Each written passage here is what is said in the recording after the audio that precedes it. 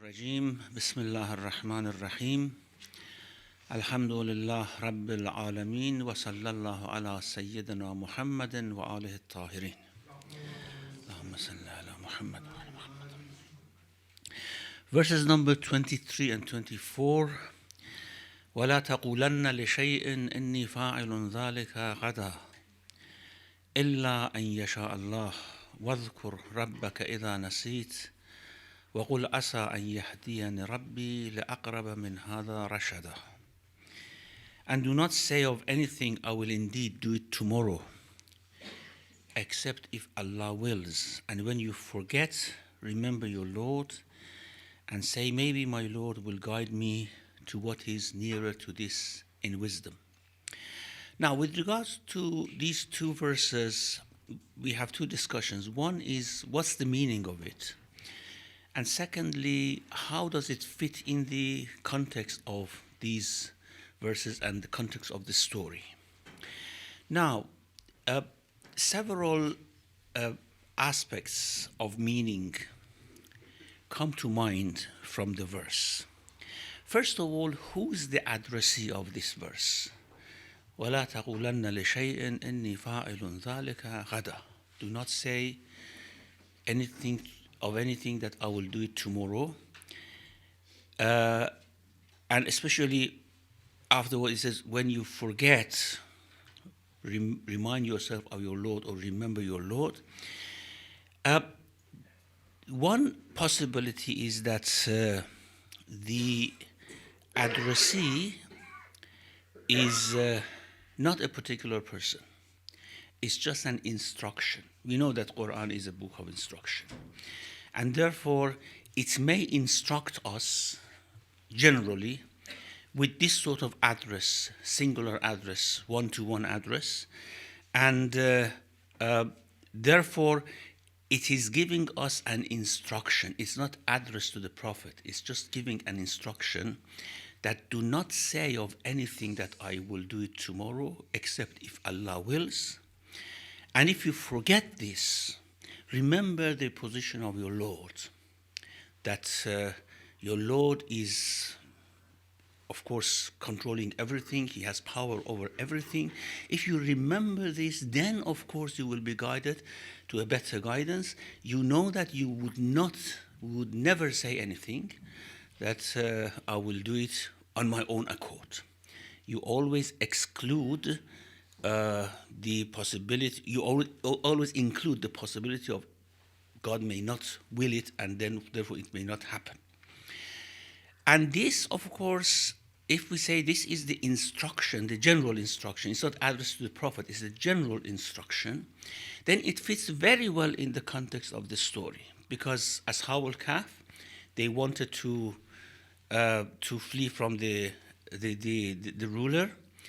They were thinking of what to do, and they said, okay, we go to this cave, and after we are safe, tomorrow we will do something. We will think about something. And they were put to sleep for 300 years. Now learn from this story. Things are not completely under your control. Do not say, I do something tomorrow, unless God wills it.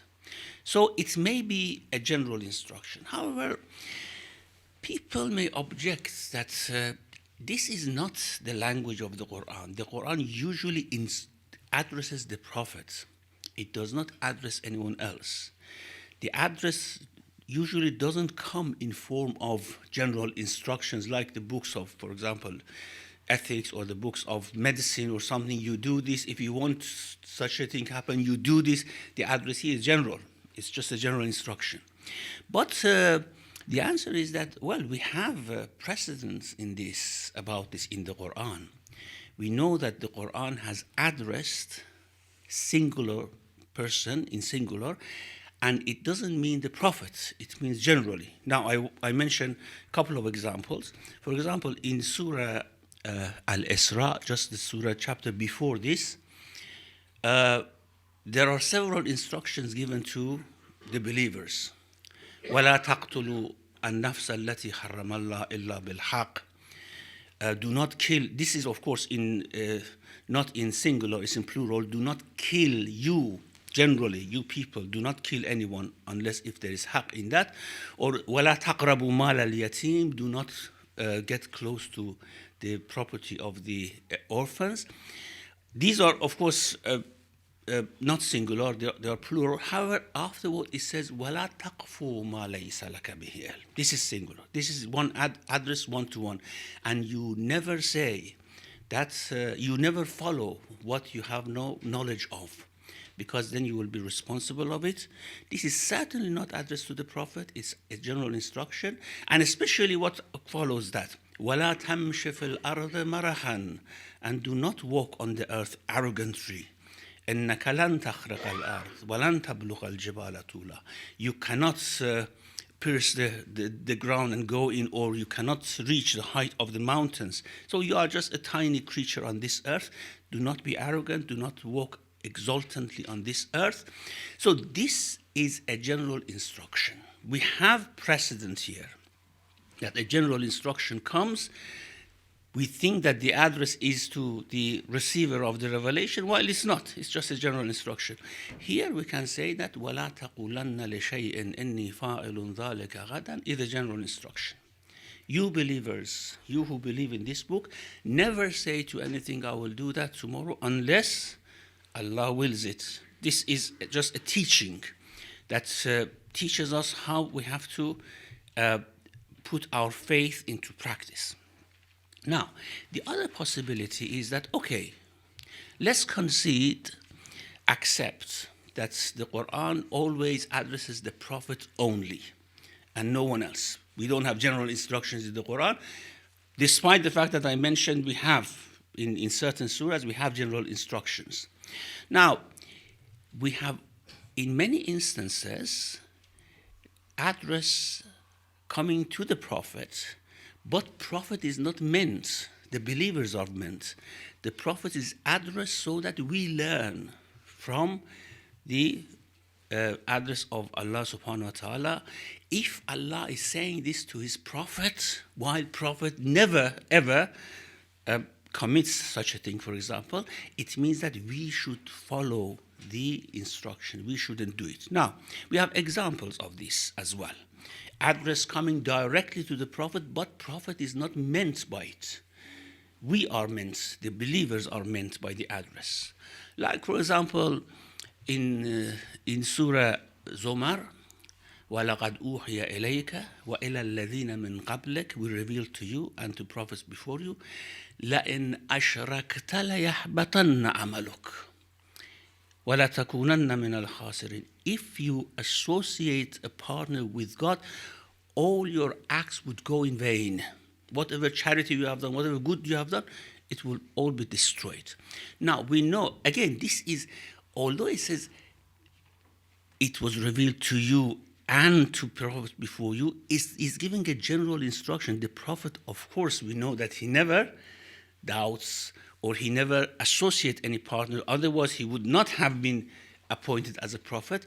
It is the address comes to us.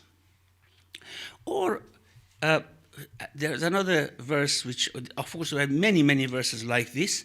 The Prophet is addressed, however, the believers are meant.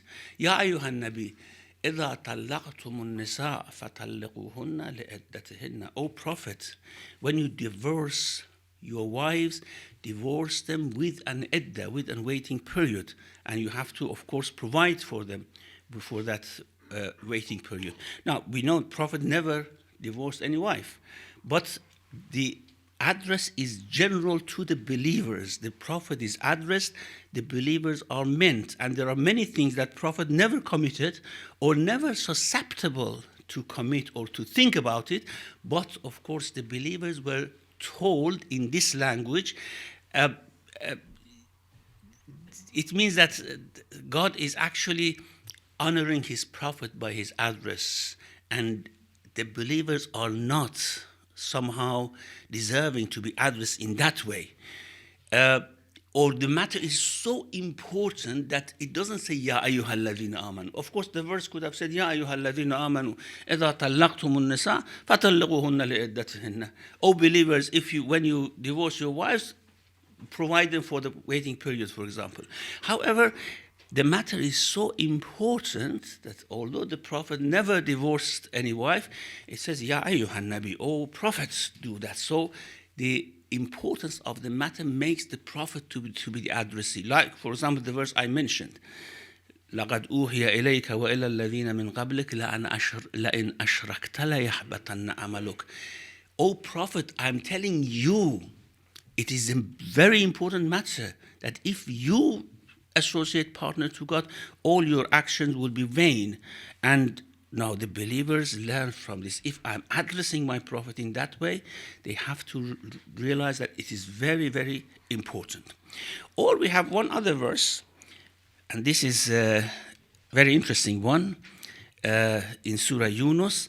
فَإِن كُنْتَ فِي شَكٍّ مِمَّا أَنزَلْنَا إِلَيْكَ. If you are in doubt about what we have revealed to you with regards to the history of the past nations, فَاسْأَلِ الَّذِينَ يَقْرَؤُونَ الْكِتَابَ مِنْ قَبْلِ. Go and ask those people who are reading the book which were revealed before you. لَقَدْ جَاءَكَ الْحَقُّ مِنْ رَبِّكَ.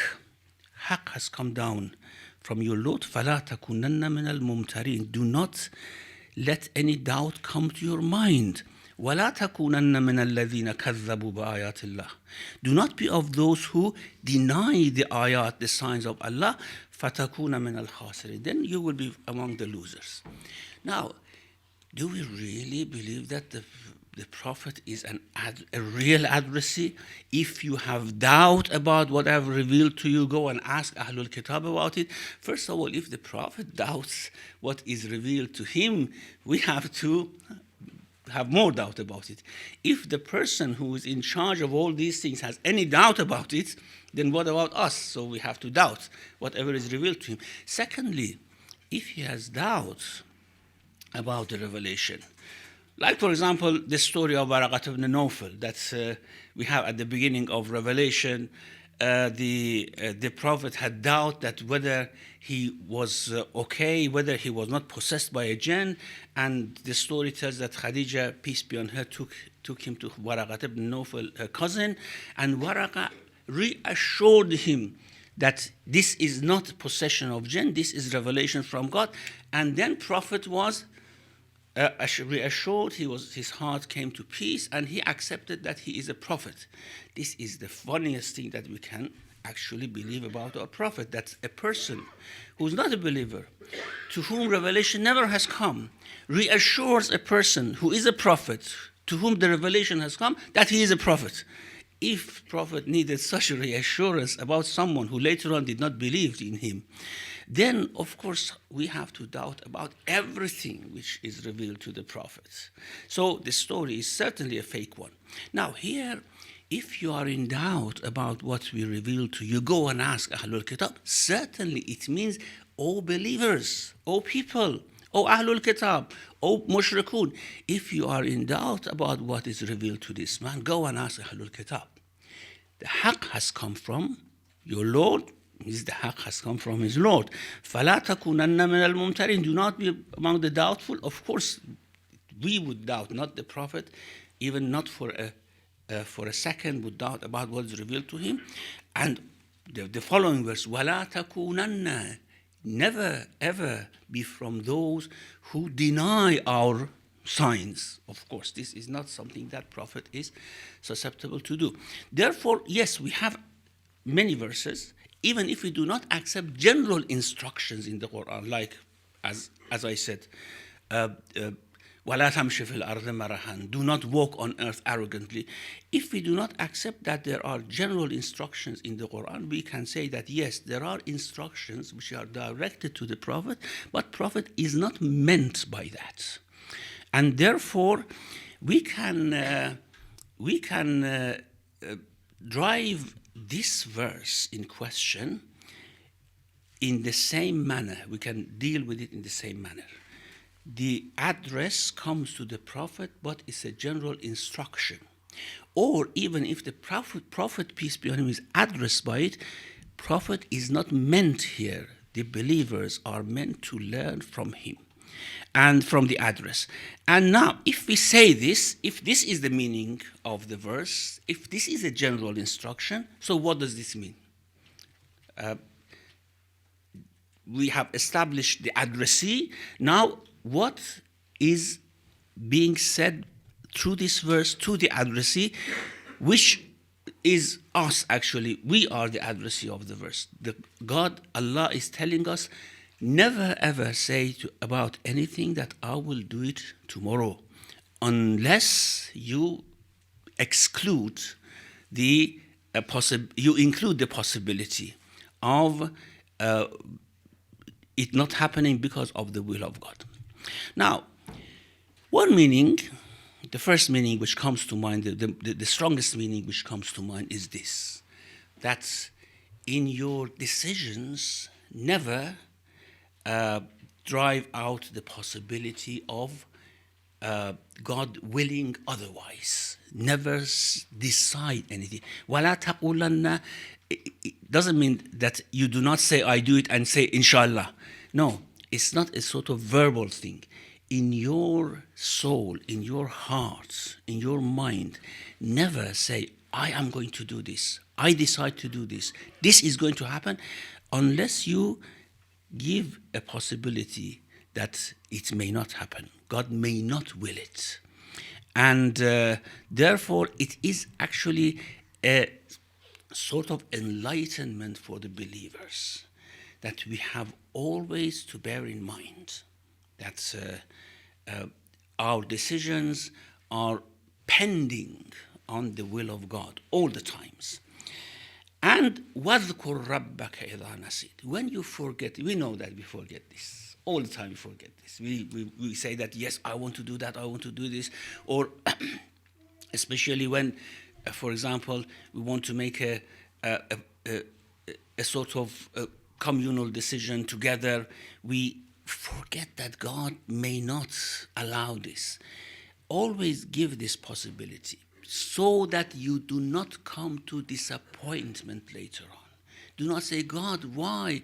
We had made all the preparations, we had made all these things. Why it did not happen? Well, there are other wisdoms behind things that you may be unaware of, so that you do not end up in disappointment.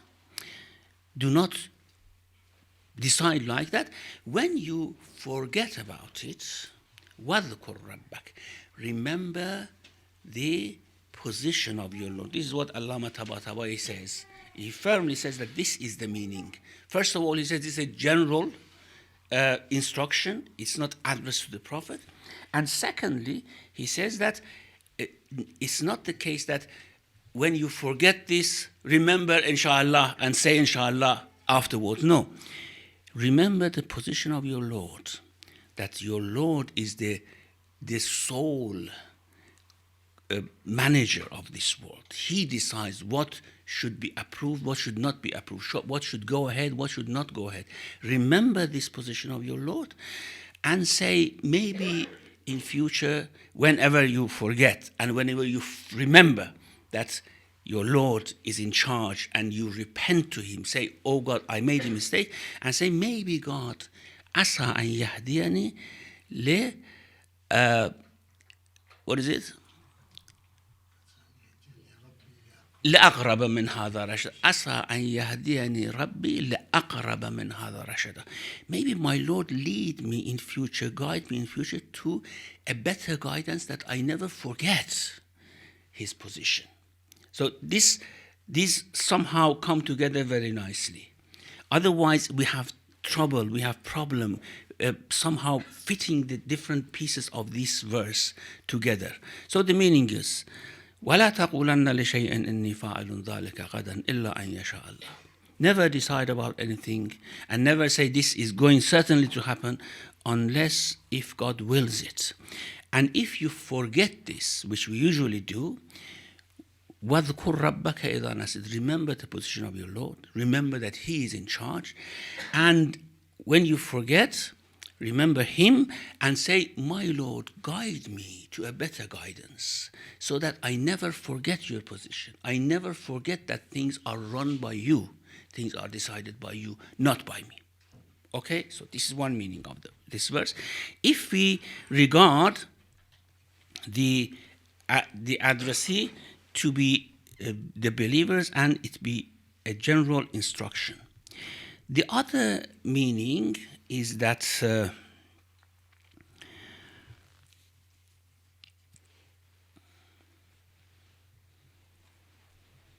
what Jamaluddin al-Qasimi mentions in his Tafsir Mahasin al-Ta'wil, do not say anything about anything that I will do it tomorrow unless if God wills you to say it. It means that you cannot say such a thing at all. It is God, He wills you to say this and to forget Him. Well, this is very difficult. I don't know whether I understand Jamaluddin al-Qasimi correctly or not. If this is what he means, it is not a sort of palatable meaning given to the verse.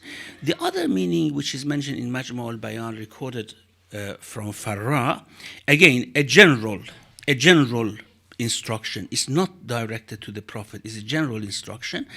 Is that never say, I do something in future unless you say inshallah. This is very verbal. Unless you say inshallah.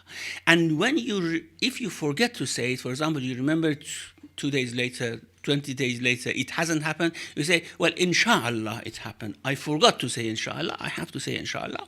Again, this meaning may be plausible, and he says that you say this because, for example, you may swear.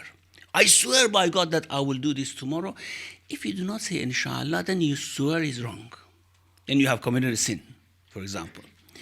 Or if you give a promise to someone, that I promise I will do that, then you will renege in your promise if you don't say inshallah. When you say inshallah, you have actually absolved yourself of unforeseen things, unprotected things. In that way, by saying inshallah, you actually have secured yourself in terms of the unpredicted events which may happen. Well, this may be a meaning as well, but this is a sort of very verbal thing that if we say inshallah, it's okay. If we don't say inshallah, it's not okay. The meaning that Allama Tabatabai gives is, of course, a very deep meaning. It touches the very heart of faith in the believers, that you never say something like that. Remember the position of your Lord and say that, my Lord, guide me to something. Guide me to a position of faith that I know that everything happens under your control. So these are the meanings. If we say that the addressee of the verse is not the Prophet, but it's a general instruction coming to the believer, whether directly, believers, whether directly or through the Prophet, peace be upon him. The Prophet is addressed so that we learn from him. However, and this is what comes to mind initially, if we didn't have a couple of traditions which says otherwise. We have some traditions which say that, no, the addressee was the Prophet. And the Prophet mentioned something, and he did not say inshallah. He did not exclude. And again, it's very verbal. We know that Prophet has that highest position of faith. He never forget the position of his Lord. It's impossible for him to forget the position of his Lord, that things are run by Allah subhanahu wa ta'ala. He cannot forget that, but he may forget saying inshallah. Well, you may say, would the prophets forget things at all? Well, we have a couple of examples in the Quran which talks about prophets forgetting things. For example, Musa alayhi salam says to Khizr, "La qala la tu'akhidhni bima nasit." When he objects to what he did, he said, "Do not put me on the spot because of what I forgot. I forgot that I shouldn't have asked you," for example. Or وَلَقَدْ أَحِدْنَا إِلَىٰ آدَمَ مِنْ قَبْلُ فَنَسِيَ. We made a covenant with Adam before and he forgot. And this verse actually says the disobedience of Adam was due to his forgetting the command of the Lord. Well, it is mentioned there. We may have other interpretations for these verses, but there are a couple of instances of Nesyan for the prophets mentioned in the Quran, and they drive this in the same vein that Prophet forgot to say inshallah. You see, it's very verbal. It doesn't go into the heart of the Prophet or the mind of the Prophet. It was just forgetting to say inshallah, and then all these things happened. Now, the traditions here, we have one tradition from the Sunni sources, and a couple of traditions from Shia sources which talk about this. Now, the Sunni source is from Muhammad ibn Ishaq, and he says it contradicts the Shia sort of account of the incident to some extent. He says that Nadr ibn Harith, we know Nadr ibn Harith was the most educated man in Arabia, and he was the man who had widely traveled around the world and learned the cultures, stories, history of other nations, especially in Hira. Hira was the sort of suzerainty of the Persian kingdom in Arabia. It was just where Najaf is now. Hira was just where Najaf is now, about 5-6 kilometers away from Najaf, and there we know that history, stories of Persian kings and Persian tradition was being taught, and he had learned many things there. When he came back and heard that Prophet was appointed, of course he was regarding himself to be more educated than the Prophet. Why he is appointed as a prophet, an uneducated person, and I am not. And therefore, he used to say to people, after the Prophet, for example, recited the verses of the Quran regarding the past nations, Ad and Thamud, he said, well, these are old civilizations. Come, I will read the stories of new civilizations, Persian civilization for you, for example. And Quran has several references to him. وَمِنَ النَّاسِ مَنْ يَشْتَرِي لَهْوَ الْحَدِيثِ لِيُضِلَّ عَنْ سَبِيلِ اللَّهِ. There are some people who buy the vain talk, the stories of Rustam and Suhrab and such things, vain talk to divert people from the path of God. Anyhow, what Ibn Ishaq says is that this Nadr ibn Haris, in company of Uqbat ibn Abi Mu'ayt, they went to the Jews of Medina to ask what to do with this prophet. And the Jews told them that you ask him, this is what I mentioned about the cause of revelation at the beginning as well. This is what is mentioned about cause of revelation. They asked him, they told them that ask him about three things. One is the story of those people who went to the cave and they went to sleep. What is their story? What are their numbers, details, everything? Ask him. Ask him about Dhul Qarnayn, who traveled the earth. Who was he? And ask him about the Ruh. If he answers the first two and say about the third that I don't know, he's right. He is honest. He is a prophet. If he says about the third one that I know, it gives you any answer, he is not a prophet. And of course, he should answer you about the other two as well. Anyhow, they came to the prophet and put the question to him. And the prophet, peace be on him, said that I will inform you tomorrow, taking for granted that revelation was going to come to him. He was waiting for the revelation. And the revelation was cut off. Did not come. According to some accounts, here Ibn Ishaq put it 15 days. In some accounts, it's 40 days. The revelation did not come. And the Prophet was upset, was somehow concerned. Maybe God is angry with him. Why Jibreel is not coming to him? And after these days, when Jibreel came and gave him the account of Ashabul Kahf and Dhul Qarnayn, then he told him that لا تقولن لشيء إني فاعل ذلك غدا. Do not say of anything that I do it tomorrow. إلا أن يشاء الله. And when you forget about it, remember your Lord. And say it. وقل عسى أن يهديني ربي لأقرب من هذا رشدا. Then of course we have difficulty in fitting this into the meaning of the verse. I will talk about that later. Now, there are two other verses which are somehow connected, or a connection is made between those two verses and this verse. One is in Surah Maryam.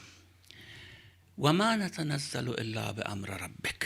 We do not come down unless with the command of your Lord. لَهُ مَا بَيْنَ أَيْدِينَا وَمَا خَلْفَنَا وَمَا بَيْنَ ذَلِكَ وَمَا كَانَ رَبُّكَ نَسِيًّا. Apparently, when Jibreel came, the Prophet said, you delayed, Jibreel. What happened? Did God forget to send me revelation, for example? And he said, no, your Lord never forgets anything. مَا كَانَ رَبُّكَ نَسِيًّا. Your Lord is not forgetful. And don't criticize me. Don't object me. I am just an angel. I follow the command of the Lord. Now they say that this verse also, this was the response of Jibreel to the Prophet, to the objection of the Prophet, or just saying, Jibreel, what happened? Why didn't you come? I had promised these people and you didn't come. And he said, وَمَا نَتَنَزَّلُ إِلَّا بِأَمْرِ رَبِّكَ. Well, the question is, if this verse is so closely related to the story, why it is mentioned in Surah Maryam? Why not here? And making correlation between these two verses is very illogical, saying that the verse is mentioned here, like لا تقولن لشيء فاعل ذلك غدا, and then it is placed in Surah Maryam, which is absolutely different from this surah. The other verse which is mentioned as a sort of having connection with this verse is Surah Zuha, the verse in Surah Zuha. وَالضُّحَى وَاللَّيْلِ إِذَا سَجَى مَا وَدَّعَكَ رَبُّكَ وَمَا قَلَى. Your Lord has not abandoned you, and He is not angry with you. وَلَلْآخِرَةُ خَيْرٌ لَكَ مِنَ الْأُولَى. And of course, what comes in the hereafter is better for you than what is here. Now, about this verse also, we have a tradition from Imam Muhammad al-Baqir alayhi salam, which says that the revelation was cut off from the Prophet. And Prophet thought that God has abandoned him and God is angry with him. But Khadija told him that, no, you are a good person. God never abandoned you and God never would be angry with you. Again, you see, other people should reassure the Prophet. It comes again and again. Other people should always reassure the Prophet. No, you are right. Don't doubt. It's fine. Things will be fine. Now, we would expect that the Prophet actually reassure others rather than vice versa. Now, this tradition from Imam Muhammad al-Baqir is absolutely unauthentic because it's reported from Abu al-Jarud, which is famous for his ghulu and other issues. And therefore, we cannot relate those two. And other exegetes, Sunni exegetes, have also related that verse with this one. Again, why on earth, if that verse is related to this story, why it should be mentioned in another surah which has been revealed either long before this surah or long after this surah? There is no logic in that. So we cannot make relations between these three, as the exegetes have made the relation between these three surahs. Now, the hadith in Shi'i sources is in Tafsir al-Qummi. Tafsir al-Qummi, of course, if it is from Ali ibn Ibrahim, it is reliable. The traditions coming from Ali ibn Ibrahim are reliable. However, we know that one of his students added traditions from Abu al-Jarud to the Tafsir. Actually, the compiler of the Tafsir, who was his student, added certain things to the Tafsir. So parts of Tafsir al-Qummi are reliable, parts of Tafsir al-Qummi are not reliable. Now, the account given for the story in Tafsir al-Qummi is that the same thing. However, here the number were 5, those who went to ask the question from the Jews. They didn't go to Medina, they went to Najran, which is in Yemen, very far away. And they came back with 4 questions and not 3 questions. And the 4th one was about the Musa and that wise man, the companion of Musa alayhi salam. And then the story is said almost in the same way that the Prophet didn't say inshallah, and the revelation was cut off from him for 40 days. And then when Jibreel came, of course, he asked why you did not come, and the verse was revealed. وَلَا تَقُولَنَّ لِشَيْءٍ إِنِّي فَاعِلٌ ذَلِكَ غَدًا. However, there are other things in this story which does not comply with the Quran. Like, for example, Ashab al-Kahf are still alive and are still being turned in their cave, for example, and that the people in the city were arguing whether they are 3 or 5 or 7. Well, it makes the tradition very doubtful. That's, what is this tradition? Why it's some parts of it, there are other parts of it as well, which has direct conflict with the account of the Quran. Now, we can actually discard these traditions outrightly because they are not credible. Even something coming from Ibn Ishaq, the Sunni scholars like Qazi Ayaz, like Fakhruddin al-Razi, like Abu Qasim Jamaluddin al-Qasimi, they say that this hadith is reported by Ibn Ishaq from an unknown person, and therefore it is absolutely unreliable, and we cannot rely on this hadith at all. I said about the hadith of Qumi, it is not reliable.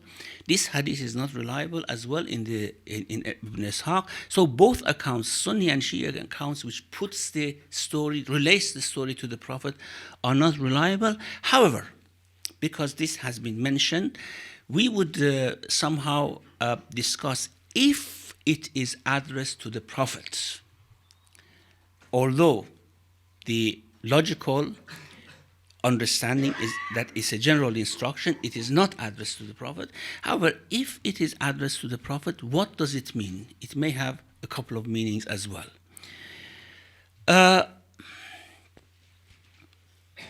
One meaning is that it is not a verbal thing, and that is whatever you said, because the previous verse says that وَلَا تَسْتَفْتِ فِيهِمْ مِنْهُمْ أَحَدًا, do not ask any one of them about this. The Prophet had in mind to go and ask the Christians, because this is a Christian story. One other thing that I forgot to say, this is a Christian story, and those who went and asked the Jews certainly would have rejected this story. And they asked the Jews, and the Jews were telling them that this is a story, this is a correct story, you go and ask the Prophet. Why Jews? And the Jews are mentioning it in a way that it happened before Musa alayhi salam. And therefore, that is a discrepancy, that's another discrepancy that we come across. So it weakens further the accounts of the tradition. Now, the Prophet was actually intending to go and ask the Christians. He was not intending to wait for the revelation.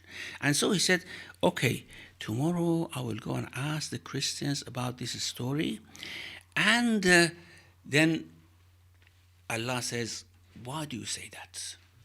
The revelation came, لا تستفت فيهم منهم أحدا, do not go and ask any one of them.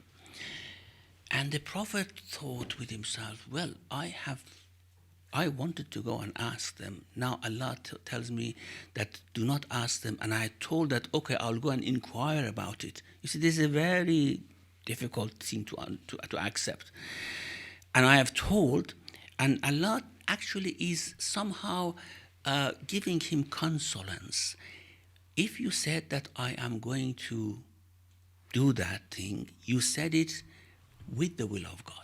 You cannot say anything unless God wills it. If you have said something, God has willed it, don't worry, therefore, this is one meaning. The other meaning is the common meaning that we know. Why did you tell them that I am going to inform you tomorrow? Why did you take it for granted that revelation will come to you? You shouldn't have said it, and you shouldn't say anything unless Allah wills, or unless saying inshallah. And if you forget to say inshallah, remember your Lord. Whenever you remember your Lord, you say inshallah afterwards, and say, now this is the difficult part of the verse. قُلْ عَسَىٰ أَن يَهْدِيَنِ رَبِّي لَأَقْرَبَ مِنْ هَذَا رَشَدًا. Say, maybe my Lord would guide me to a wisdom better than this. We cannot actually contemplate anything about this regarding the Prophet, unless what certain exegetes have mentioned, like for example Qasemi has mentioned that, say maybe, sorry, this is mentioned by Alusi, that maybe my Lord give me a more detailed account of the story of Ashab al-Kahf in future, and I give it to you. Again, it doesn't make sense very much. So, conclusion, this verse is not addressed to the Prophet at all. It is a general instruction for us. It's not about verbal saying of inshallah. It is about having something in our hearts that we should not ever decide about anything unless giving the possibility that it may not happen because of God's management. And if we forget that, we should remember the position of the Lord, and we should hope that in future God would guide us to a station that we never forget this, and we always have this in our mind. If it is addressed to the Prophet, it is addressed to the Prophet, but the Prophet is not meant by this address. The believers are meant, and the meaning is the same. وصلى الله على محمد وآله الطاهرين.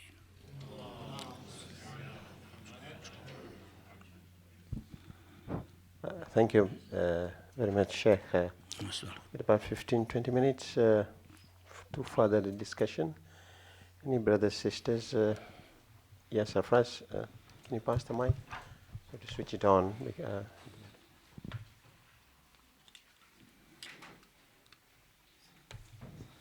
Assalamu alaikum. Shaykh, was there actually a pause in revelation for either 15 days or 40 days, or is that something that's controversial? This is what these traditions say.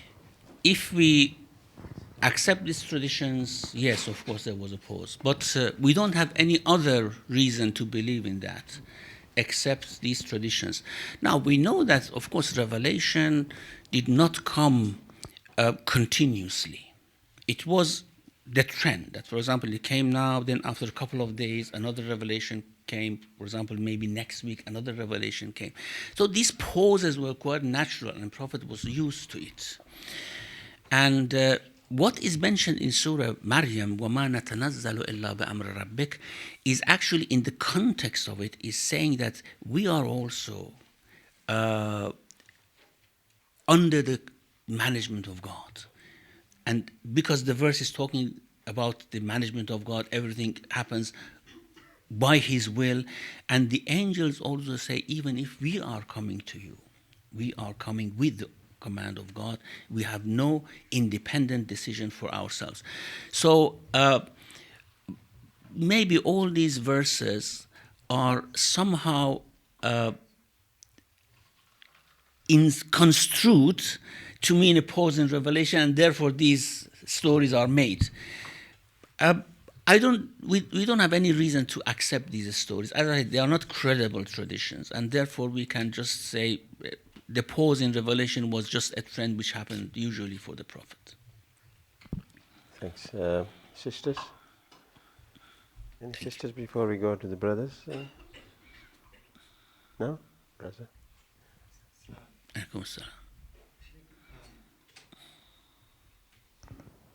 How do you differentiate between which verses are addressed to the Prophet directly and to the public?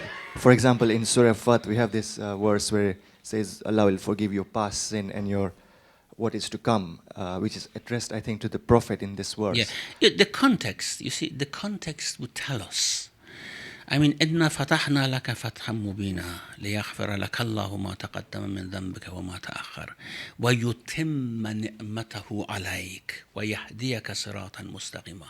Now, we may say that, yes, it is actually intending to say generally to the believers that this is going to happen. However, يَغْفِرَ لَكَ اللَّهُ مَا تَقَدَّمَ مِنْ ذَنْبِكَ وَمَا تَأَخَّرَ cannot be about anyone but the Prophet So the context tells us about it. Especially when it says, "Inna fatahna laka fathan mubina." It's for you we have made a great conquest. In every instance, we have to judge the context and see which one is addressed to the Prophet directly and he is meant, and which one is addressed to him and others are meant. Of course, there are always disagreements, there are always discussions there. However, we have to make our own judgments with regards to every verse. Thank you. Any sisters? Brothers?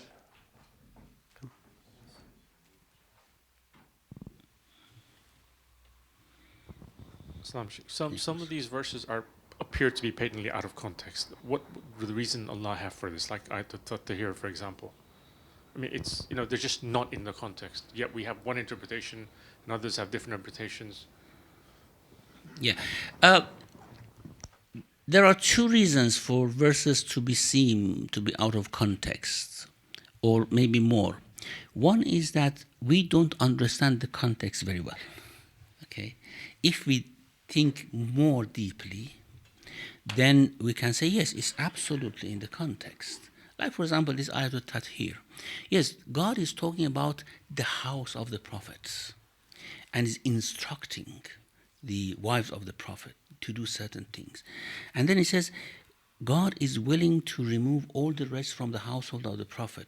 However, only a few members of this household can actually take that, not everyone. So if God is intending that you try to be among those, of course, they were not. We know that who were those members. So if we think about context in a different way, we would say that, yes, it's quite in the context. It's a general address to the household of the Prophet, everyone in the household, wives, children, grandsons. However, not everyone was susceptible to receive it. The other thing is what some other scholars have mentioned is that actually the Prophet ordered for these verses to be placed in certain places so that we know that what happened after the Prophet. The animosity, especially of Banu Umayyah towards the Ahlul Bayt of the Prophet. If these verses were clearly mentioned in the context, then they may have tried to remove it. So Prophet, right from the beginning, ordered these verses to be placed in some places that they never think that there will be other interpretations for them. So they never thought of removing it. They say, like, Al-Yawm akmaltu lakum dinakum, for example. So it's a context of not eating certain type of meat and then say, Al-Yawm akmaltu lakum dinakum. There is an interpretation for this. Yes, by saying this, God has completed the instructions, that's finished. But the people who think deeper may know that this is not meant by it. This is another interpretation. The other interpretation is that, well, the verses came in not one after the other. And therefore, there was always a sort of break in groups of verses that we go from one topic to another topic. But I think the first understanding is better. Sometimes we don't understand the context well, and that's why we think that it's out of context. Somebody is desperate to get away. SH54 Honda is blocking him. SH54 at the nursery. Somebody might have the nursery. Honda SH54. SH. Honda. SN. Mine is SN. Yeah, of course. Sorry. Okay, we go to the... You see, it was out of context. SH. We come to the sisters before we come back to the brothers. Any sisters? No? Bismillah. Okay, I got a little bit confused with this situation that the Prophet said to the person who Christians has brought a question, or the Jews brought a question, saying that what happened about these three stories, yeah? And Prophet said, I'll tell you tomorrow, waited for the revelation. Revelation didn't come for 40 days or something like that. And then God said to him, because you didn't say inshallah, so, held back. So is this what you said, or did I completely misunderstand? In any case, how did the Prophet, how could he have said that, okay, God's going to tell me? He normally comes back with the answers anyway. So what happened here? I mean, is this what you said? Did I understand it wrongly? Or? This is what I said and I rejected, yes. Okay. Yeah, this is what many exegetes, actually, the mainstream say, that this is what happened. However, as we say, it's not plausible. It's not something that we can really accept as the meaning of the verse. So the Prophet did say, I'll come back and tell you, or didn't say, I'll come back and tell you? As I said, this is just a general instruction. It's not about the Prophet at all.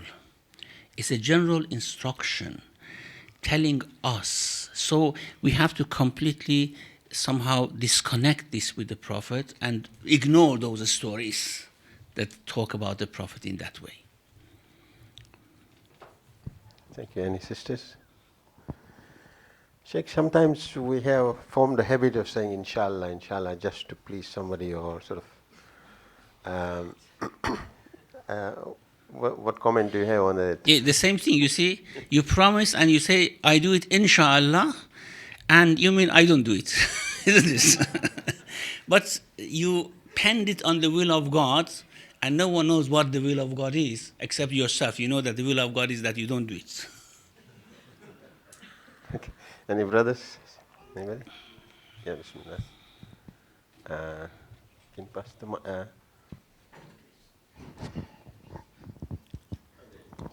Assalamu alaikum, Shaykh. Just a more technical question. Here the verse uses asa as a maybe, just looking at the English translation.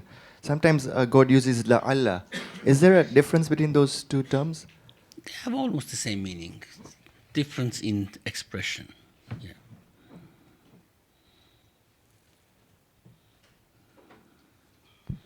Any sisters? Anybody? Anybody? No? Muhammad wa ali Muhammad sallallahu alaihi wasallam. So inshallah we continue. Inshallah we continue next one. Inshallah, yes.